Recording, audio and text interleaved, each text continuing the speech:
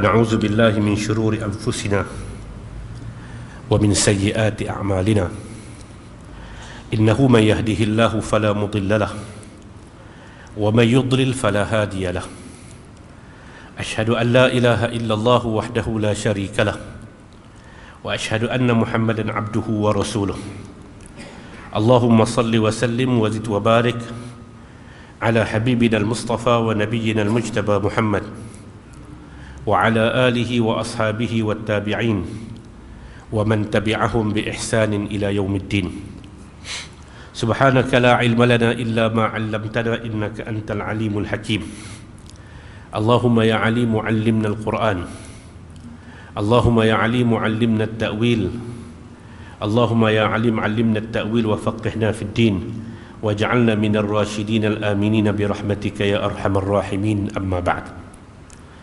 Alhamdulillah, pertamanya kita bersyukur kehadrat Allah Subhanahu wa taala kerana dengan limpah dan kurnianya Allah Subhanahu wa taala memberikan kesempatan usia kepada kita pada malam ini. Mudah-mudahan Allah Subhanahu wa taala akan jadikan pertemuan ini sebagai pertemuan yang terbaik di sisinya insya-Allah. Amin ya rabbal alamin. Hadirin mukminin, banyak orang menjadikan ayat suci Al-Quranul Karim atau istilah-istilah agama sebagai bahan lapikan dalam ucapan mereka.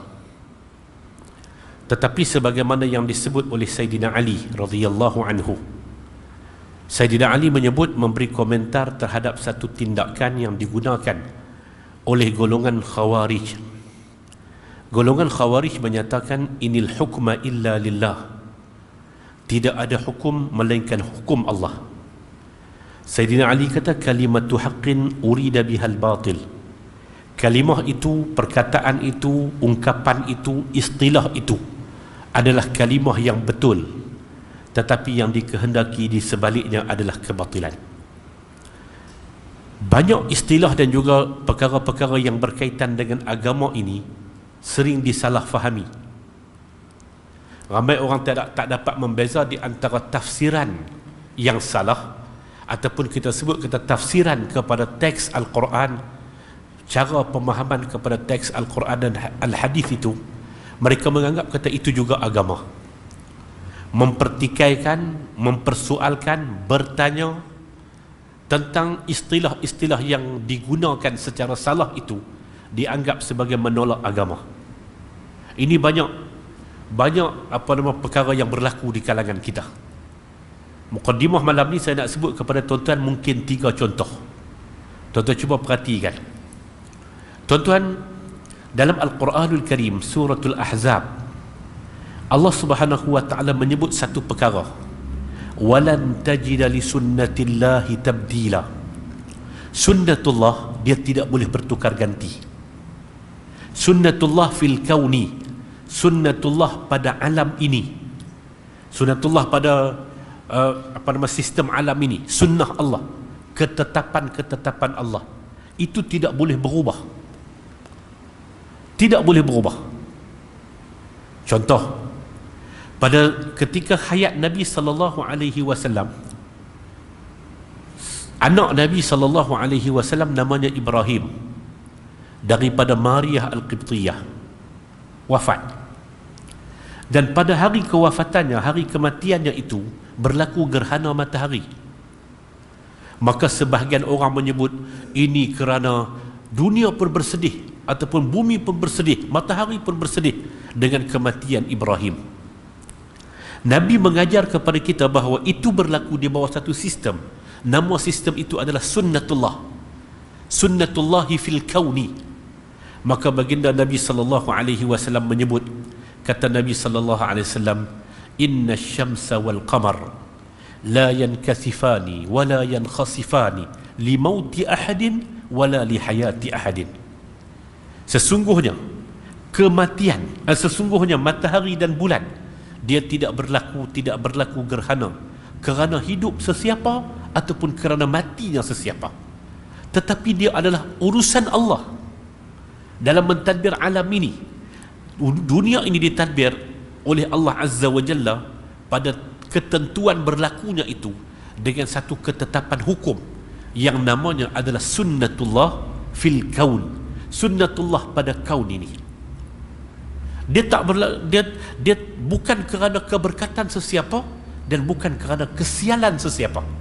Berlakunya adalah kerana ketetapan daripada Allah Azza wa Jalla. Di mana salah faham, tuan-tuan, tanpa melibatkan kepada aliran, bukan kritik aliran, tetapi kritik cara fikir. Tuan-tuan tengok kepada sebahagian orang, bila mari Habib Umar daripada Yaman, sesekali saya tak masuk malam ni, waktu orang lain punya ni, saya tidak mengkritik aliran, tetapi saya kritik sebahagian cara fikir orang, yang cara fikir orang itu bukan orang awam sahaja, bahkan di antara orang yang memakai jubah dan juga serban.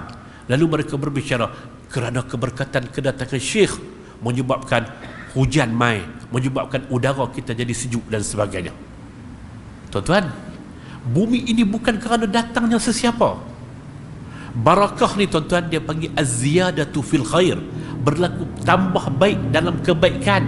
Itu barakah. Barakah ni sedikit penambah baikan. Barakah bukan tentang isu dia akan mengubah sistem alam ini. Tak. Sistem alam ini, kata Allah Azza wa Jalla, walan tajida li sunnatillahi tabdila, dan sesekali bagi sunnatullah itu tidak akan berlaku tukar ganti. Walan tajida li sunnatillahi tahwila, tak berlaku. Sunnatullah dia akan berlaku daripada dulu sampai bila-bila. Salah faham orang kepada keberkatan. Kadang-kadang orang menganggap barakah sampai boleh mengubah sistem dunia. Barakah boleh mengubah sistem dunia.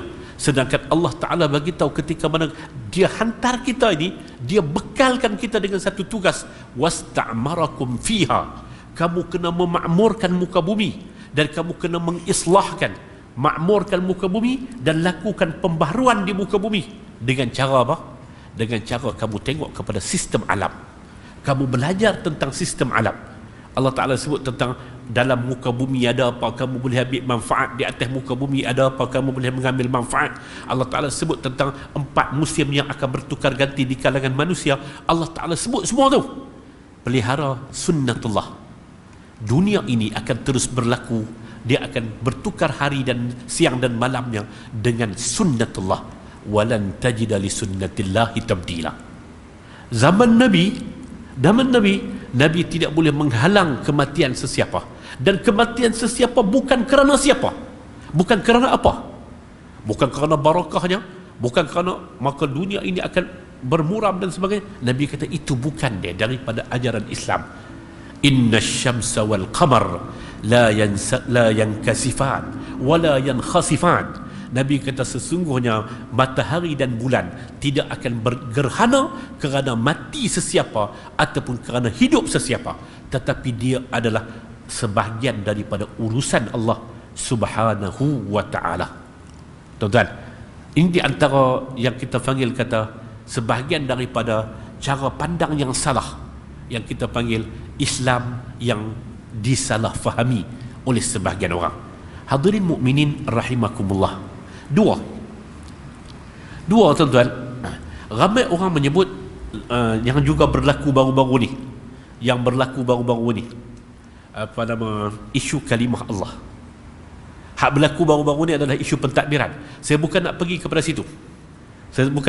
situ.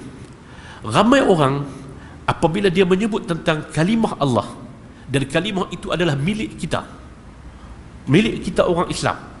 Dari segi pentadbirannya kita tak masuk. Kita nak bicara tentang secara alaminya bagaimana. Tak apa, Al-Quran menyebut banyak kali tentang siapa seharusnya menjadi Tuhan kepada manusia. Tuhan manusia siapa? Masyitah tu maksudnya tukang sikat anak Fir'aun, yang ketika mana dia menyikat anak Fir'aun itu, dia mensisir rambut anak Fir'aun, sikatnya jatuh, dia ambil. Ketika dia ambil itu, dia menyebut Bismillah. Anak Fir'aun tanya, apakah Allah, dengan nama Allah, apakah itu adalah ayahku, Tuhan yang kamu maksudkan? Masyitah menyatakan, Rabbi wa rabbuki wa rabbuhullah, Tuhanku, Tuhan kamu dan Tuhan dia adalah Allah. Dan sampai di depan Fir'aun, dia juga menyebut Rabbi wa Rabbukallah, Tuhan aku dan Tuhan kamu adalah Allah. Nak bagi tahu apa tuan-tuan? Perkara yang pertama, kita nak kena faham bahawa Tuhan manusia ini adalah Allah. Yang kita duk baca, Qul a'udzu birabbin nas, malikin nas, ilahin nas. Aku berlindung dengan Tuhan manusia. Allah menggunakan kalimah Rabb, yang mencipta manusia, yang membentuk manusia, yang menjadikan manusia. Walaqad khalaqnakum summa sawwarnakum, yang mencipta manusia, merupa bentukkan kita ni. Rabbun nas. Siapa Rabbun nas? Malikin nas, Tuhan yang memiliki manusia, Tuhan punya manusia. Ilahin nas, Tuhan yang menjadi Tuhan kepada seluruh manusia. Rabbun nas. Lalu kita kata Tuhan, sambil melu matilah. Tuhan siapa? Tuhan Siva Kumar, Tuhan siapa? Tuhan mereka adalah Allah. Masalah mereka tidak menjadikan Allah itu sebagai Tuhan, itu masalah mereka. Dan menjadi tanggungjawab dan tugas kita untuk menyampaikan, terus menyatakan, mai kita menyembah Tuhan yang menciptakan kita. Nabi Allah Ibrahim, kalau mana ditanya tentang siapa Tuhan, dia menyatakan Tuhan itu adalah allazi khalaqani thumma yahdi, allazi, yang menciptakan aku, Tuhan yang menciptakan aku, dan dia yang akan mematikan aku. Wa idza maridtu fahuwa yashfin, Tuhan yang apabila aku sakit dia akan menyembuhkan aku. Dan Tuhan itu adalah Tuhan Rabbul Alamin, Tuhan semesta alam. Banyak kali kita menyebut dalam Al-Fatihah kita, paling tidak 17 kali sehari semalam, Alhamdulillahi Rabbil Alamin. Segala puji bagi Allah, Tuhan semesta alam.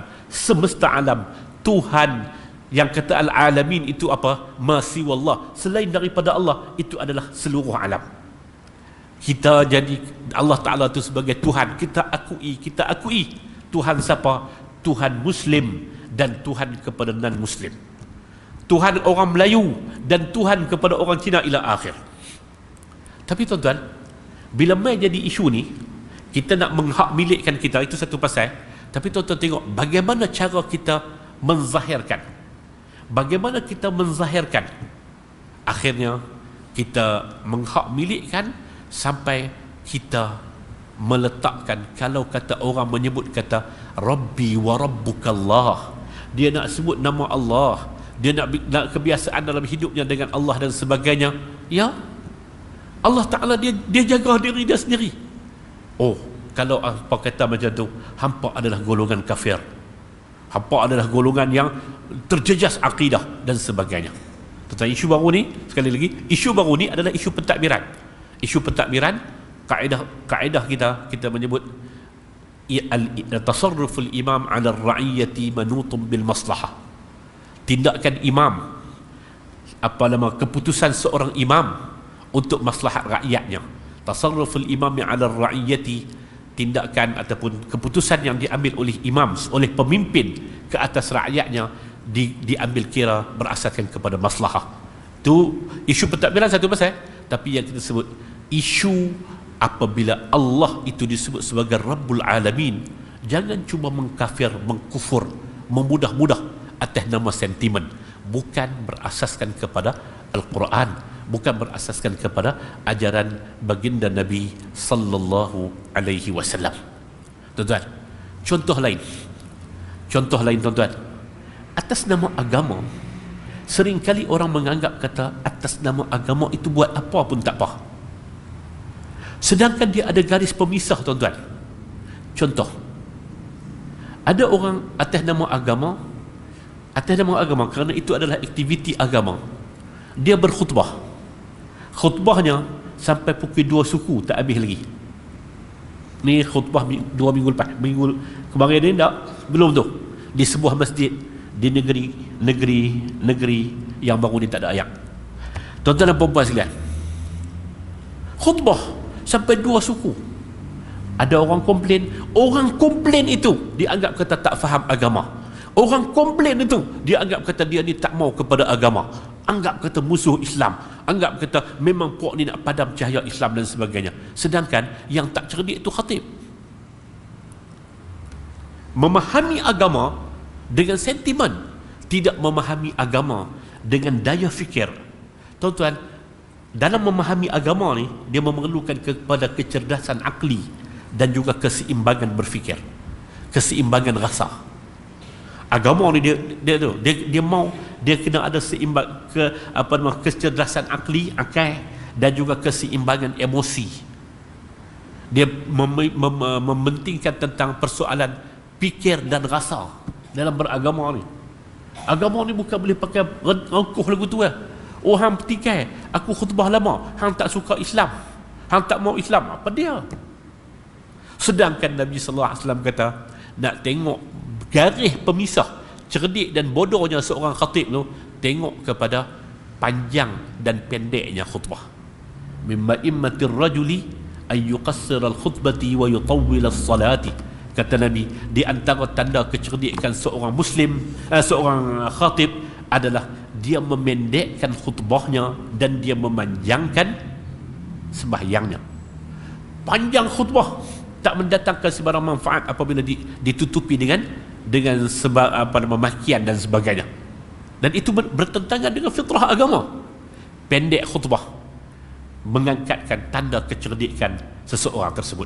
Tuan-tuan hadirin mukminin rahimakumullah, malam ni kita berhenti saat 30 tadabbur ni. Saya nak ajak tuan-tuan untuk sama-sama ajak nak bedah buku.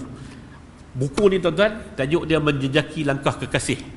Diterbitkan dalam bulan Zulqa'dah, bulan ni. Baru kemarin keluar daripada cetakan. Masjid yang pertama, malam ni kita mula di masjid ni. Tuan-tuan, dalam buku ni ada 42 tajuk yang kita main dalam bentuk yang santai-santai saja. Kita nak ajak main cara terima kita itu, cara terima yang seimbang terhadap beberapa persoalan. Malam ni saya nak ambil beberapa tajuk yang sempat, tuan-tuan. Satu, saya nak ambil tajuk, tuan-tuan buka di muka surat yang ke-13, di bawah tajuk Jangan Bertakalluf. Buka surat yang ke-13, di bawah tajuk Jangan Bertakalluf. Dalam hidup manusia, mereka sering mencari kesempurnaan. Inginkan rumah yang sempurna, ingin kecantikan yang sempurna, ingin berdamping dan didamping dengan insan-insan yang sempurna, mahu pasangan dan anak-anak yang sempurna. Hatta ada juga para tokoh yang ingin dilihat sempurna akan terus memasuki zon dan kepakaran pihak lain semata-mata kerana inginkan kesempurnaan dan dilihat sempurna oleh banyak pihak. Manusia, tuan-tuan, itu adalah tabiat manusia. Namun Sayyidina Umar mengingatkan kita bahawa kita dilarang daripada bersikap takalluf. Riwayat Bukhari nombor 7293. Umar kata, nuhina anit takallufi. Nabi melarang kita daripada bersikap takalluf. Apa makna takalluf? Iaitulah berlebihan dan memberatkan diri demi untuk mempamerkan kesempurnaan. Berat-beratkan diri kita dengan tujuan apa? Dengan tujuan kononnya nampaklah kita ini satu orang yang sempurna dalam beragama, dalam kehidupan bermasyarakat dan sebagainya. Umar kata, nuhina anit takalluf. Kami memang dilarang daripada bersikap takalluf, memberat-beratkan diri. Berat juga, buat juga macam mana pun. Supaya apa? Supaya digambarkan kata dia ni satu orang yang sempurna. Allah menjelaskan berkaitan dengan misi kenabian bahawa surah Sad ayat 86, qul la as'alukum alaihi min ajr wa ma ana minal mutakallifin. Surah Sad ayat 86. Katakanlah wahai Muhammad, aku tidak meminta atas tugas dakwah ini suatu pun upah, dan tidaklah aku dari kalangan mereka yang berlebihan dan memberatkan diri. Surah Sad ayat 86. Nabi kata dalam melaksanakan tugas dakwah ni, yang pertamanya, la as'alukum alaihi min ajr. Ini banyak kali kan Al-Quran sebut benar ni kan, qul la as'alukum alaihi min ajr. Dalam surah Yasin pun ada sebut, dalam banyak surah Al-Quran sebut. Nabi datang bukan dengan tujuan untuk mendapat ganjaran. Nabi datang bukan dengan tujuan untuk mengap kekayaan di atas nama agama. Nabi datang bukan untuk memperdagangkan agama, menjadikan agama ini sebagai sumber pendapatan, tidak. Tapi Nabi datang adalah untuk kecuali tujuan kedatangan aku, kata Nabi SAW, innama alayyal balagh, tujuan aku adalah untuk menyampaikan arahan daripada Allah Subhanahu wa taala. Itu satu sudut. Sudut yang kedua, Nabi kata wama ana minal mutakallifin, dan aku ni bukan termasuk di kalangan orang yang takalluf, orang yang memberatkan diri, berlebih-lebihan. Nabi benci kepada takalluf. Umar bagi tahu Nabi larang kami, nuhina anit takalluf, kami dilarang daripada bertakalluf. Takalluf ni tuan-tuan, untuk menunjukkan tentang kesempurnaan, orang kadang-kadang mencari elemen lain luar daripada Islam untuk menunjukkan kata dia ni sempurna, dia ni hebat, dia ni lebih-lebih dan sebagainya. Lalu diwujudkan upacara-upacara baru untuk tunjuk tentang dia ni lebih. Nabi kata, aku hanya datang untuk membawa apa yang dibawa oleh Allah, apa yang Allah Ta'ala suruh dia bawa. Hak Allah Ta'ala suruh kita buat ni tuan-tuan, cukup dah. Kita pun duk baca dalam zikir kita, la yukallifullahu nafsan illa wus'aha, laha ma kasabat wa 'alaiha maktasabat. Allah Ta'ala tidak mentaklifkan kepada manusia melainkan apa yang mereka mampu. Apa yang Allah Ta'ala suruh kita buat tuan-tuan, yang namanya puasa, yang namanya haji, yang namanya umrah, yang namanya sembahyang, yang namanya sedekah, yang namanya infak, yang namanya semua tu la yukallifullahu nafsan illa wus'aha. Allah Ta'ala tak suruh mana-mana jiwa buat satu-satu amalan illa wus'aha, melainkan hak dia mampu, hak yang dia mampu buat. Laha ma kasabat, baginya apa yang dia buat, wa 'alaiha maktasabat, dan ke atasnya apa yang dia buat untuk susah orang lain. Manusia akan dapat apa yang dia namanya pahala, dan dia akan dapat apa yang namanya dosa hasil daripada pelanggaran perintah agama. Jadi hak wajib ni, hak suruhan wajib dan suruhan sunat ni ada masa dan sebagainya, itu tidak termasuk dalam takalluf. Tapi takalluf ni dia mai dari sudut mana? Dari sudut memberat-berat, nak tunjuk kesempurnaan lain luar daripada tuntutan dan cerminan agama itu sendiri. Tuan-tuan, pakaian ni tak ada seragam tuan-tuan. Dia tidak ada pakaian Islam. Jubah pakaian Arab. Pakaian Arab. Kalau kita buat kerana nak iktidak dengan Nabi, ya, nak ikut Nabi SAW atas nama dia adalah sunnah Jibiliyah, sunnah yang Nabi buat atas nama dia manusia dan dia orang Arab, ya, mudah-mudahan kita dapat ganjaran pahalanya. Tetapi satu orang yang kalau dia takalluf, dia tak boleh, dalam semua keadaan dia mesti berjubah, dan dia meletakkan jubah itu adalah pakaian Islam. Tuan-tuan, akhirnya sikap dia bertakalluf itu akan menyusahkan diri dia sendiri. Dan akhirnya dia akan menjadi seorang yang ekstrim, seorang ekstremis, seorang yang cukup ulu, kerana dia memahami kata itulah sikap agama yang sebenarnya, lalu dia menyalahkan orang lain. Tuan-tuan, ada satu orang, dia driver lori, lama lah dia driver lori tanah ni.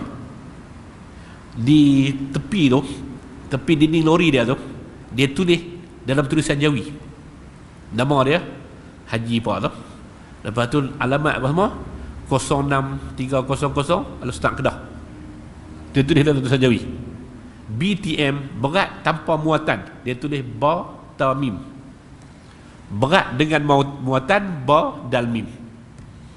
BTM dia tulis dengan tu. Lepas tu kilogram kaf kaf ghain kilogram, dia buat begitu. Dia pergi kerja angkut pasir, angkut lori, angkut tanah apa semua ni dengan pakai jubah warna putih, sebab yang paling sunnah adalah jubah warna putih. Dia kata, dia soalan agama ni, dia pakai jubah warna putih, dia pakai seluar jerat tu, kemudian dia pakai serban dia bubuh warna merah, dia bubuh eagle atas, bawa driver lori. Ada orang tegur dia, orang kata waktu kerja pakai benda lain. Anda nak ikut sunnah, sepanjang hayat. Dan ini pakaian ni, ramai dah orang dah mula pakai pakaian kafir. Pakaian seluk ni adalah pakaian kafir. Cerita 80-an ni. Sampai tahun 2000-an apa semua tu, dia masih begitu. Dia adalah dia. Sampailah waktu dia sakit. Waktu dia sakit tu, dia tetap nak mengamalkan pakaian Islam ketika mana sakit. Dan itu menyusahkan diri dia sendiri. Menyusahkan diri dia. Pasal dia berfahaman dengan cara yang tak betul. Ghafarallahu lahu, mudah-mudahan Allah Ta'ala ampun dia. Allahumma ghafir lahu, dia dah mati dah. Saya nak sebut dalam bentuk contoh tuan-tuan. Benda yang kecil ya kadang-kadang. Orang cuba meletakkan ini adalah pakaian Islam, pakai lain daripada aku. Dia kata lah ni ramai dah orang pakai dengan pakaian kafir. Takalluf. Nabi kata nuhina anit takalluf. Kami dilarang, Umar kata Nabi ajak kat kami, Nabi larang kami daripada bersikap takalluf. Sikap takalluf. Dalam hadis tuan-tuan, Nabi sallallahu alaihi wasallam sebut ketika mana duk melontak di Aqabah tu, hari yang ke-10 Zulhijjah. Nabi kata alaikum bis sakinah. Nabi kata hampa mai dalam keadaan yang tenang. Tenang. Laisal bir, kata Nabi, kebaikan itu dia tidak berlaku dengan kamu memperkesampingkan orang. Kamu api kat lebar lah. Ini adalah urusan aku. Nabi kata itu bukan kebaikan.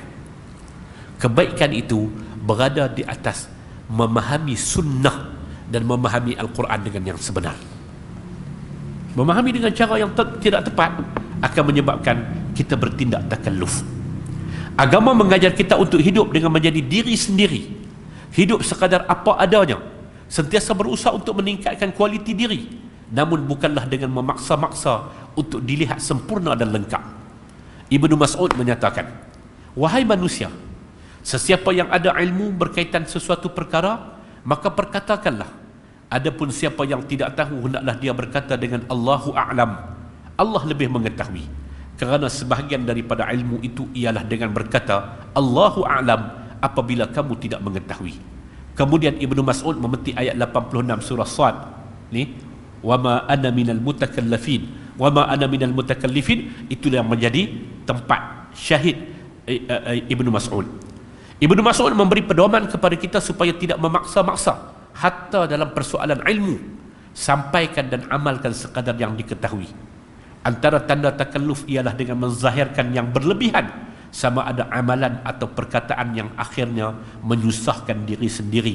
Kerana itu bukanlah hakikat hidup, bahkan ia hanyalah mengada-gada dan lakonan semata-mata.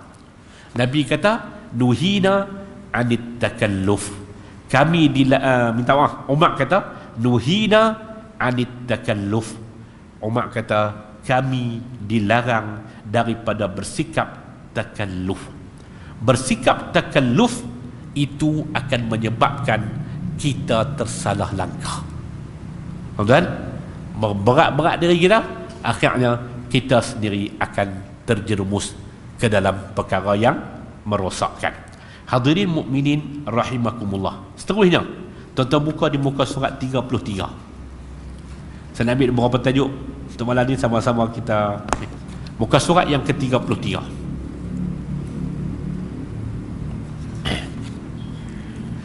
Kerana kita adalah makhluk pasang siap, sifat fitrah yang namanya marah dan kasih itu datang secara bersama dengan kelahiran kita. Kita tak punya kuasa untuk menghapuskan keduanya. Cuma yang boleh kita lakukan adalah urus dan kendalikan dengan baik. Kita ada tuan-tuan, saya ada tuan-tuan ni, makhluk pasang siap tau. Setiap kita ni sama-sama dengan jadi, Allah Ta'ala jadikan dia ada perasaan kasih, dia ada perasaan marah. Tapi bila hidup Nabi ajak kat kita, Nabi kata la taghdab, jangan marah. Jangan marah tu apakah Nabi suruh kita kikih buang? Tak. Cuma yang Nabi SAW ajak kepada kita melampau ataupun terlampau, kedua-duanya itu dilarang. Mari kita tengok muka surat 33 tu. Melampau atau terlampau kasih dan marah akan mengakibatkan hasil yang buruk. Ini pernah tertimpa kepada Nabi Yusuf alaihi salam, kerana baginda terlampau dibenci oleh abang-abangnya baginda dilempar ke telaga buta, dan kerana cinta yang melampau dari isteri Al-Aziz, baginda terpaksa mendekam di penjara buat beberapa ketika. Dia main serentak dengan jadinya kita. Tapi agama nak ajak apa kat kita? Agama nak ajak kepada kita supaya kita uruskan marah, uruskan kasih, kendalikan marah. Jangan melampau. Kedua-duanya dia boleh jadi dengan jangan melampau terhadap sikap, terhadap tokoh, terhadap orang, terhadap siapa saja. Jangan melampau marah, jangan melampau kasih. Jangan terlampau marah, jangan terlampau kasih. Nabi Yusuf alaihi salatu wassalam, surah Yusuf ni tuan-tuan, dalam buku ni banyak kita kisah tentang Yusuf. Surah Yusuf alaihi salam, Allah Ta'ala ta'birkan dia sebagai surah yang paling indah dalam Al-Quran. Ahsanal qasasi bima awhayna ilaika hadzal Quran wa in kunta min qablihi laminal ghafilin.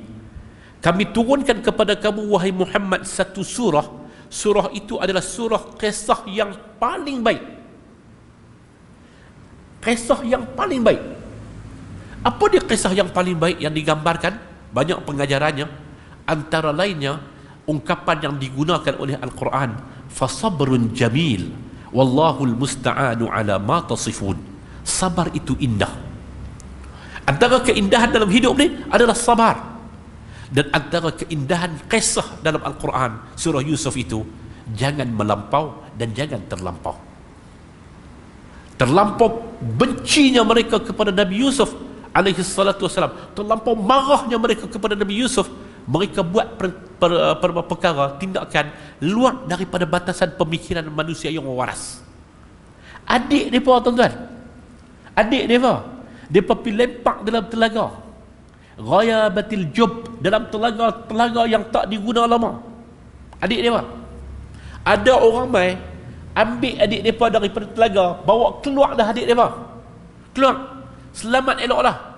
Mereka mai jual pula adik mereka. Mereka kata mereka tak kenal, hilang langsung rasa kemanusiaan itu, hilang kemanusiaan itu, hilang rasa dan nilai manusia itu hilang apabila melampau. Tuan-tuan boleh tak bersetuju dengan Syed Qutb? Tuan-tuan boleh tak bersetuju dengan Syed Qutb rahmatullah alaih? Tapi Syed Qutb rahmatullah, dia pernah menulis tahun 60-an dulu ni, dia sebut tentang sifat keinsanan. Al-insan rajulun majhul. Dia kata sifat keinsanan, insan itu satu lelaki yang telah hilang. Dan dia sebut, dia mengulas, di antara penyebab kepada orang hilang nilai keinsanan itu adalah kerana tak dapat mengendalikan sifat marah dan juga kasih. Melampau marah, akhirnya dia perbuat hilang nilai keinsanan. Hilang, tuan-tuan, nilai keinsanan. Manakala kalau terlampau kasih, dalam kisah Yusuf juga ada cerita yang dalam Israiliyat disebut dengan Zalikha. Dalam apa nama, di kalangan Bani Israel mereka kata nama isteri Al-Aziz itu adalah Zalikha. Quran tak sebut. Dan riwayat apa nama kad raya orang Melayu Zulaikha. Israiliyat tu dia sebut Zalikha, tapi boleh kat syarikat kad raya orang Melayu Zulaikha. Dan mereka kata pula Zulaikha tu kahwin dengan Nabi Yusuf. Tuan-tuan dan puan-puan sekalian, ketika pada dia sakas, dia rasa cinta kepada Yusuf dan dia cuba untuk menggoda Yusuf, hub.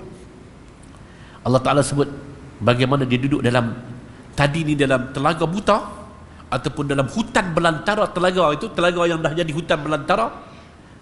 Adik Zalikha ataupun kita kata isteri Al-Aziz, dia duduk dalam belantara cinta yang melampau.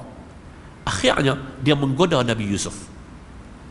Nabi Yusuf bertemu dengan suaminya Al-Aziz saat ketika Nabi Yusuf lari ke arah pintu, dan pintu itu dibuka. Wa ghallaqatil abwaba wa qalat haytalak qala ma'azallah. Nabi Yusuf kata ma'azallah, aku berlindung dengan kejahatan wanita ini dengan Allah Subhanahu wa taala. Aku serahkan kesucian diriku kepada Allah. Dan apa berlaku setelah itu? kesannya adalah Yusuf alaihi salam perlu berada dalam penjara buat beberapa ketika yang lama. Manusia akan hilang pertimbangan apabila mereka terlampau dan melampau dalam berkasih atau marah. Ada yang hilang nilai manusiawi semata-mata untuk memenuhi rasa cinta dan kasih terhadap sang kekasih, seperti kisah cinta melampau yang diabadikan dalam monumen megah yang membunuh kemanusiaan seperti Taj Mahal. Demikian kerana marah dan dimarakkan lagi dengan godaan iblis, ada catatan sejarah lama yang mengakibatkan peperangan rentas ratusan tahun semata-mata untuk melayan kepuasan hati demi kemarahan yang tidak terkendali. Aus dan Khazraj 200 tahun berpunca daripada marah yang dimarakkan. Marah ratus tahun tuan-tuan, rentas perang ratus tahun. Silap sikit lah, berlaku perang 200 tahun. Pasal apa? Marah yang tidak terkendali dan hancur. Kata kunci untuk mengurus dan mengendalikan kasih dan marah adalah dengan bersifat adil dalam menilai dan bertindak. Wala yajrimannakum syana'anu qaumin ala alla ta'dilu i'dilu huwa aqrabu littaqwa. Janganlah kerana kemarahan kamu kepada sesuatu kaum menyebabkan kamu tidak berlaku adil. Berlaku adillah kerana ia amat hampir kepada takwa. Janganlah kerana kasih kita kepada mana-mana pihak menyebabkan kita akan membetulkan kerja salah mereka. Demikian janganlah kerana benci kita kepada mana-mana pihak menyebabkan kita menyalahkan segala perlakuan kebaikan yang dilakukan oleh pihak tersebut. Bertindak adillah kerana itulah caranya untuk mengurus dan mengendalikan kasih dan marah yang cemerlang. Hadirin mukminin rahimakumullah, marah yang tidak terkendali, marah yang tidak diurus, kasih yang tidak diurus, melampau dalam berkasih dan marah, itu akan menyebabkan kita melakukan luar daripada pertimbangan yang waras. Ubatnya apa? Berlaku adillah. Siapapun dia, yang benar benarkan, yang salah salahkan. Walaupun dia orang yang paling akrab dengan kita, walaupun dia orang yang paling akrab dengan kita, yang benar benarkan, yang salah salahkan. Abu Zar Al-Ghifari, tuan-tuan, ada satu riwayat. Abu Zar Al-Ghifari, saya nak ambil hak ujung tu. Abu Zar Al-Ghifari di zaman di zaman khalifah pernah berlaku, hakim telah jatuh hukum kepada satu orang lelaki yang dia ni telah membunuh saudara kepada 3 orang adik-beradik. Dia bekerja dengan saudara tu, tapi kawan tu lambat bayar gaji. Bila lambat bayar gaji, berlakulah pergaduhan. Ketika berlaku pergaduhan tu, dia ambil batu, bukan dengan niat membunuh, dia ambil batu, pak, dia baling, kena kepala kawan tu dan mati. Bila kawan tu mati, dibawa ke muka pengadilan, tanya kepada dia, apakah kamu bunuh dia? Dia kata, ya, saya bunuh dia, tapi saya bunuh bukan niat membunuh. Hakim kata kamu telah melakukan kesalahan. Kamu boleh lepas diri ini melainkan dengan sama 2 cara saja. Sama ada kamu dihukum balas ataupun mereka ini mau terima diat daripada kamu. Mereka tiga-tiga beradik ini kata, kami tak mau terima diat. Kami tak mau terima diat. Lalu hakim kata tak ada pilihan. Kalau macam tu, kamu dijatuhkan hukum mati.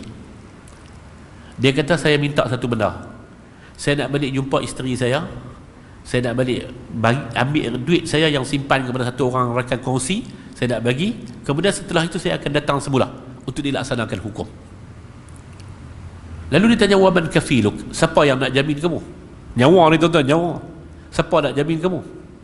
Dia kata, aku tak kenal siapa-siapa di Madinah ni.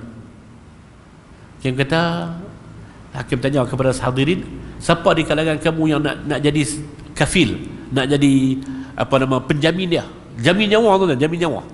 Dengan makna, dan hakim sebut dengan makna, kalau kata dia tak main, hang kena 2 hari hakim bagi, asak lusa ni akan dilaksanakan hukum. Tuan-tuan, waktu tu orang pakai bertolak, siapa pun tak kenal dia pun tak kenal siapa, bukan adik-beradik dia, tak ada sebarang kepentingan. Abu Zar Al-Ghifari radhiyallahu anhu kata, wa ana kafiluh. Kalau semua orang tak mau, saya adalah kafil. Saya adalah kafil. Lalu hakim tanya, kenal dia ke? Abu Zar kata, saya tak kenal, tapi saya yakin dia bunuh bukan kerana dia nak membunuh, dia bukan pembunuh, dia bukan mujrim, dia bunuh bukan kerana dia nak bunuh, dan kerana saya yakin dia adalah hamba Allah yang baik. Abu Zar kata gitu. Hakim kata, ingat, kalau kata jadi ikut mana hang yang kena. Abu Zar kata, lah, aku tidak akan menyesal, insya-Allah. Aku tak akan menyesal. Berlakulah tuan-tuan, berlakulah. Dia dibenarkan, balik. Sebelum balik dia pergi jumpa dengan Abu Zar. Abu Zar kata, ambil janji aku dengan kamu, yang menyebabkan aku yakin kepada kamu adalah kerana kamu ada iman. Tak apa, lepas balik. Dia balik, bini dia pun bagi tahu kat bini dia kata, tak ada, larilah, kita keluar daripada rumah ni. Depa mai cari kita, tak akan jumpa. Abu Zar ni adalah tokoh besar, depa tak akan bunuh dia, depa tak akan hukum qisas kepada dia dan sebagainya. Dia kata, tak boleh, aku telah memberikan satu sumpah janji aku kepada Abu Zar Ghifari. Tuan-tuan, hari yang ditetapkan tuan-tuan, Abu Zar pun mai, tiga beradik ni pun mai, hakim nak laksana hukum dekat dengan waktu asar. Sampai terlalu dekat dah tuan-tuan, sampai terlalu dekat dah,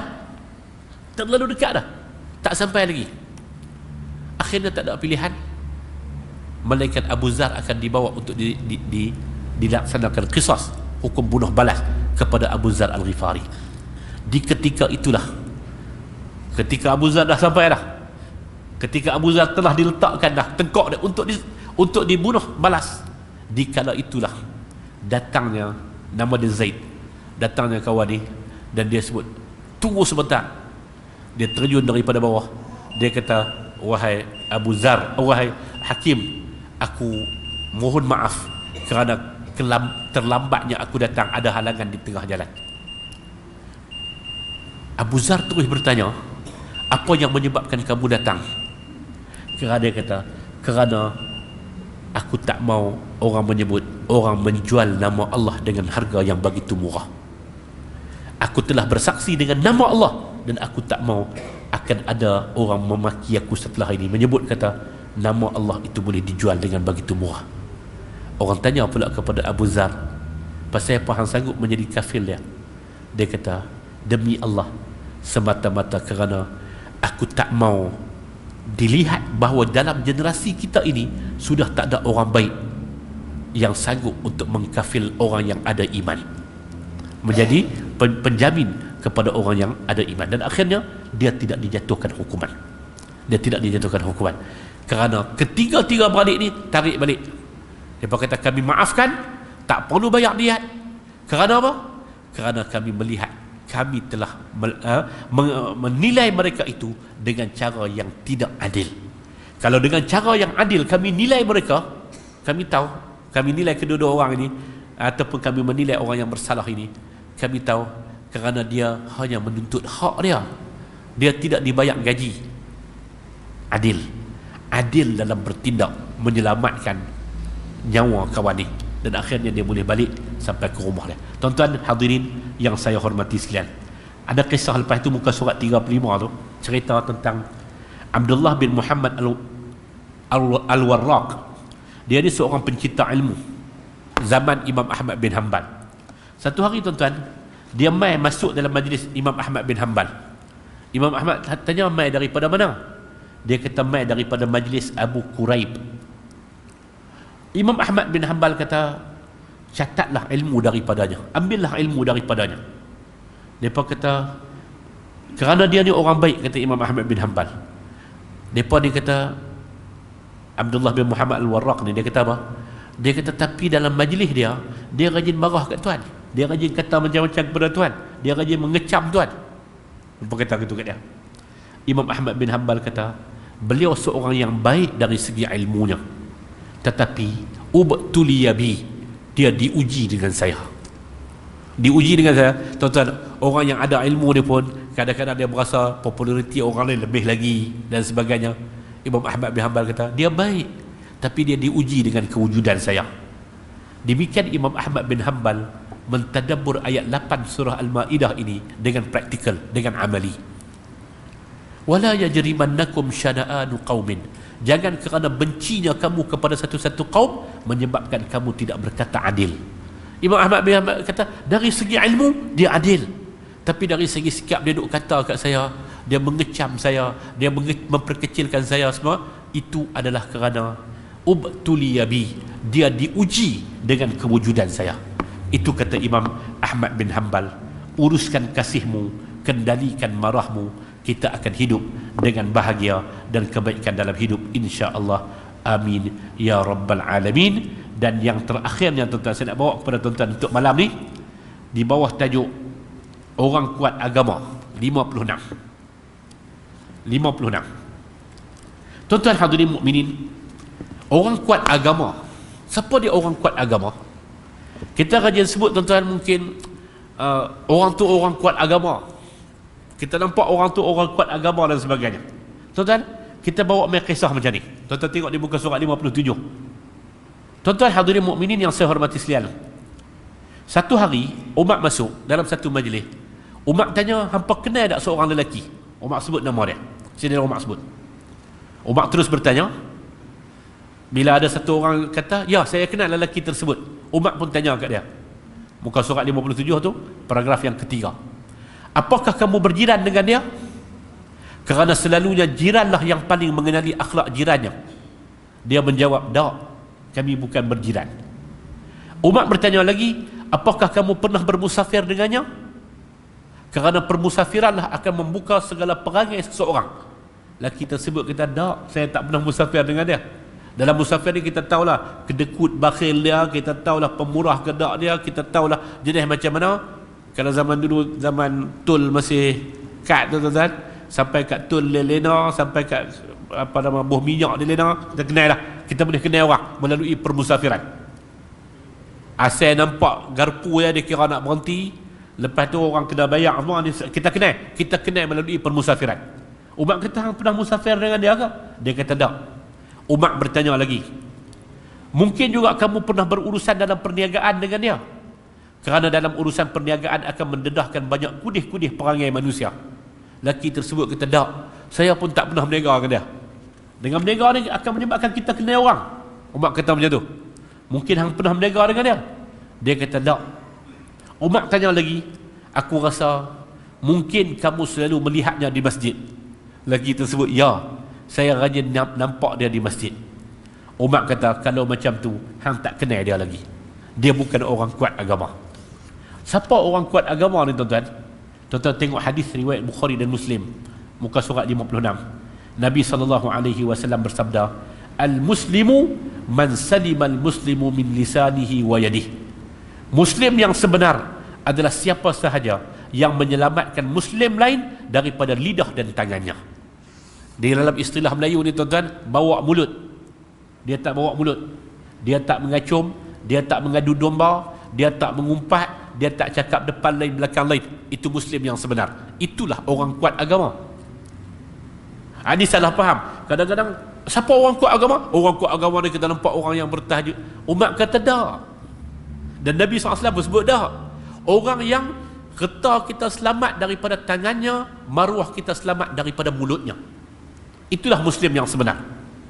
Al-Imam Ibn Qayyim menyebut, muka surat 58, paragraf yang kedua, agama dan beragamanya seseorang terhimpun dalam pengamalan akhlak. Siapa sahaja yang engkau berpuas hati dengan akhlaknya, maka berpuas hatilah dengan agamanya. Maknanya, kalau akhlaknya baik, kita selamat daripada keburukan yang dia lakukan kepada kita, maka itulah orang kuat agama. Kuat beragama adalah apabila anda menjadi sumber keselamatan orang lain. Anda tidak membawa mulut dengan mengumpat dan mengacum. Harta mereka juga selamat daripada tangan anda. Kuat beragama yang sebenar adalah di tempat perniagaanmu. Kuat beragama adalah dengan anda berpegang dengan janji. Kuat beragama akan tergambar apabila anda berinteraksi dengan orang bawahan dan golongan marhain. Bagi upah yang terbaik kepada orang bawahan dan sebagainya. Itulah kuat agama.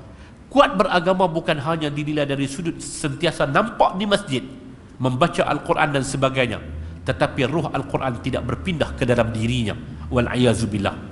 Pastikan kita menjadi orang kuat beragama dengan memindahkan mihrab sembahyang ke dalam mihrab kehidupan, dan kita menjadikan diri kita sebagai Al-Quran yang berjalan dan bergerak di muka bumi ini. Kuat beragama adalah dengan kita menyebarkan keselamatan. Kuat beragama apabila sebagaimana Nabi SAW sebut, antara orang awal masuk syurga at-tajirus saduqul amin, peniaga yang benar dan peniaga yang beramanah, antara orang yang awal masuk syurga. Kuat beragama duduk di tempat apabila kita menjadi pemimpin orang atas, kita tidak menindas orang bawah dan memberikan hak kepada orang bawah. Kuat beragama apabila kita berinteraksi dengan baik kepada golongan marhain, sebagaimana kita berinteraksi dengan baik kepada golongan orang atas. Itulah makna orang kuat beragama mengikut sunnah Nabi sallallahu alaihi wasallam. Jadi kita risalah ini tuan-tuan ada lebih kurang 42. Tadabbur yang santai insya-Allah, tapi boleh mudah-mudahan dia sampai. Saya tak bubuh teks Al-Quranul Karim, sebab buku ni bukan dengan tujuan untuk dijadikan sebagai bahan kuliah, tapi buku ni adalah untuk tuan-tuan pakat-pakat baca, balik-balik baca di rumah. Tengok tuan-tuan, supaya kita faham akar kata apa dia sebenarnya agama dan beragama yang sebenarnya. Tuan-tuan, agama memerlukan kepada kecerdasan akal dan memerlukan kepada keseimbangan emosi. Agama memerlukan kita, agama ini tidak boleh diterima tanpa fikir, agama ini tak boleh diterima tanpa rasa. Agama ini perlu digabung di antara kekuatan akli dan keseimbangan emosi kita. Mudah-mudahan Allah Ta'ala memberkati kita bersama, dan mudah-mudahan Allah Ta'ala memasukkan kita di kalangan hamba-hambanya yang beragama dengan sebenar. Tuan-tuan, balik baca tuan-tuan, supaya kita ada sedikit kejelasan. Saja buat bagi ringkas. Tahu kata orang kita tak boleh baca banyak. Tahu, saya buat ringkas 42 tajuk dalam hanya 122 muka surat, dan setiap tajuk-tajuk tu hanya dekat 2-3 muka gitu ya, supaya kita baca. Baca adalah sunnah, baca adalah arahan daripada Allah Subhanahu wa taala. Baca akan menambahkan pengetahuan kita, dan dia akan membiakkan pengalaman kita insya-Allah. Tuan-tuan, bulan 20 bulan Jun nanti, ikut jadual bulan Jun adalah 23 hari bulan, tapi saya rasa tak hadir sebab insya-Allah pada 24 hari bulan Jun 2023 saya akan berangkat ke Makkah Al-Mukarramah. 23 bulan Jun cuti, sampai bertemu balik kalau tak jadi apa pada bulan Julai nanti insya-Allah. Mudah-mudahan ada manfaatnya. Sama-sama kita berdoa untuk semua kebaikan untuk kita bersama insya-Allah. Wa sallallahu ala nabiyyina Muhammad wa ala alihi wa sahbihi wa baraka wa sallam, walhamdulillahi rabbil alamin. Subhanakallahumma wa bihamdika asyhadu an la ilaha illa anta astaghfiruka wa atubu ilaik. Wassalamu alaikum warahmatullahi wabarakatuh.